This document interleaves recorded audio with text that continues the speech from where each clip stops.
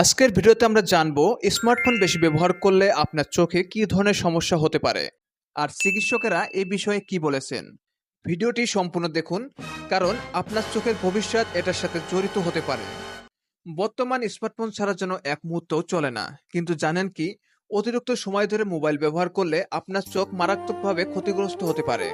চিকিৎসকেরা বলেছেন, স্মার্টফোনের স্ক্রিন থেকে বের হওয়া নীল আলো বা ব্লু লাইট চোখের রেটিনায় প্রভাব ফেলে। ফলে দেখা দিতে পারে ডিজিটাল আই স্ট্রেন বা চোখের ক্লান্তি, ড্রাই আই বা চোখের শুষ্কতা, ব্লারেড ভিশন বা ঝাপসা দেখা, হেডেক বা মাথা ব্যথা এবং দীর্ঘমেয়াদে রেটিনা ড্যামেজের ঝুঁকি। আমরা প্রতিদিন বহু রোগী দেখি যারা দীর্ঘক্ষণ মোবাইল স্ক্রিনে তাকিয়ে থেকে চোখে জ্বালাপুরা, ব্যথা ও ঝাপসা দেখার অভিযোগ করেন।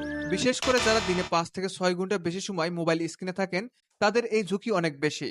চোখকে বাঁচাতে চিকিৎসকেরা পরামর্শ দিচ্ছেন, প্রতি 20 মিনিটে একবার 20 ফুট দূরে তাকান, অন্তত 20 সেকেন্ড।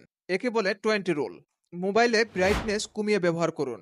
চোখে চোখা লেন্স বা ব্লু লাইট ফিল্টার ব্যবহার করুন। দিনে অন্তত একবার চোখে ঠান্ডা পানি দিন। রাতে অন্ধকারে মোবাইল ব্যবহার একেবারে এড়িয়ে চলুন।